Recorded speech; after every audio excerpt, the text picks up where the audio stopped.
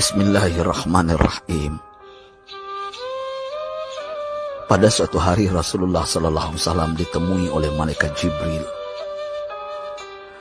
Rasul pun bertanya, "Ada apa wahai Jibril?" Jibril menjawab, "Wahai Muhammad, sesungguhnya hari ini Allah Subhanahu wa Ta'ala sedang mengobarkan nyala api neraka, dan seluruh para malaikat amat ketakutan. Mereka tidak tahu harus bagaimana. Untung aku ingat," kata Jibril, "bahwa engkau Muhammad adalah sumber cinta dan sayang Allah Subhanahu wa Ta'ala kepada alam semesta. Dengan alasan itu aku kesini, bertabaruk mengambil berkah dengan cinta Allah kepada dirimu, ya Rasulullah, ya Muhammad." Rasulullah terdiam beberapa saat, kemudian bertanya lagi, "Wahai Jibril, ceritakan padaku bagaimana neraka itu sesungguhnya." Jibril menjawab, "Wahai Muhammad, neraka itu bagaikan lubang-lubang yang terdiri dari 7 tingkat. Jarak antara satu lubang dengan yang lain ialah perjalanan 70 tahun. Lubang paling bawah adalah lubang yang paling panas." Nabi SAW meneruskan pertanyaannya, "Lalu siapakah penghuni lubang-lubang neraka itu wahai Jibril? Sampaikan kepadaku Jibril." Jibril menjawab, "Lubang yang paling bawah diciptakan untuk orang-orang munafik. Lubang yang berikutnya untuk penyembah berhala, lalu untuk penyembah bintang dan matahari." Jibril terus menerangkan penghuni tingkatan neraka hingga lubang yang kelima, tempat umat Yahudi, dan yang keenam dihuni oleh umat Nasrani. Setelah menjelaskan penghuni 6 tingkatan neraka, Jibril diam cukup lama. Rasulullah SAW penasaran dan bertanya kepada Jibril, "Wahai Jibril, siapakah penghuni neraka yang ketujuh?" Jibril diam saja tidak menjawab. Rasulullah SAW mengulangi pertanyaannya, tapi Jibril tetap diam. Rasulullah tambah penasaran dan mendesak Jibril agar dijawab pertanyaannya.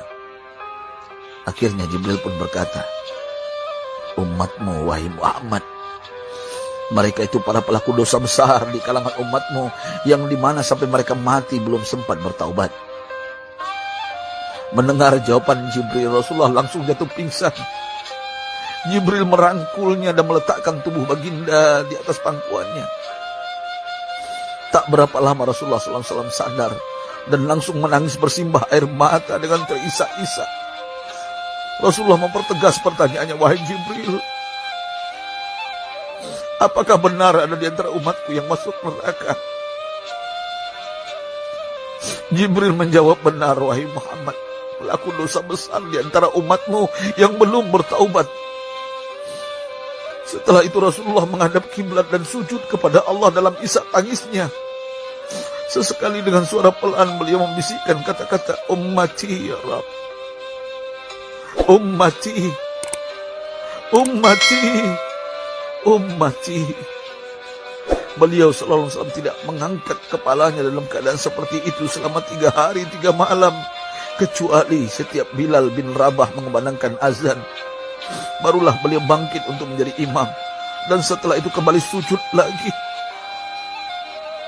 Pada hari ketiga Abu Bakar menyadari hal ini, beliau mengetuk pintu Rasulullah dan mengucapkan salam 3 kali, namun tidak terdengar jawaban.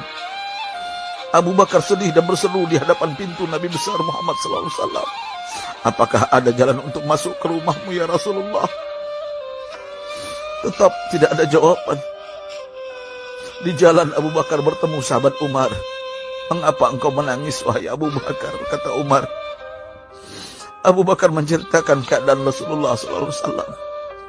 Maka Umar pun melangkah menuju rumah Rasulullah dan terjadilah hal yang sama. Umar pun pulang dan menangis. Di jalan Umar bertemu sahabat Salman Al-Farisi. Dengan terisak Umar bercerita kepada Salman hingga membuat dia amat sedih, namun tidak berani mengulangi hal yang sama. Salman melangkah menuju rumah Fatimah radhiyallahu anha dan menceritakan hal itu. Setengah berlari Fatimah menuju rumah ayah tercinta dan mengetuk pintu sambil mengucapkan salam. Mendengar suara lembut putri tercinta, sejuklah dada Rasulullah. Beliau bangkit dari sujud dan membuka pintu.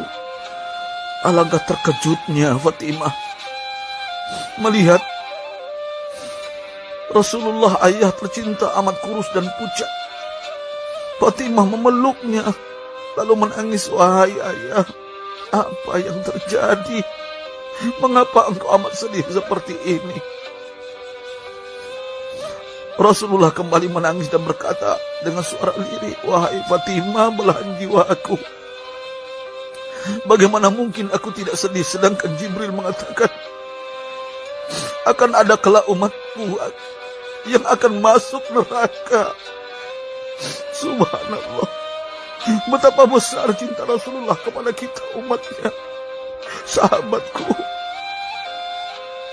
Rasulullah mencintai kita. Antaman ma'aman ahbabta, engkau akan berkumpul dengan orang yang kau cintai. Mari kita mencintai baginda Nabi besar Muhammad SAW yang mencintai kita umatnya yang tidak rela kita masuk neraka. Mari kita mencintai beliau dengan berselawat. Sahabatku, sampaikan, Rasul mengajarkan kepada kita, man dalla ala khairin falau mislu ajri fa'ili. Siapa yang menunjukkan kepada kebaikan, maka dia akan mendapatkan pahala seperti orang yang mengerjakannya. Mudah-mudahan ini menjadi pahala jariah bagi kita.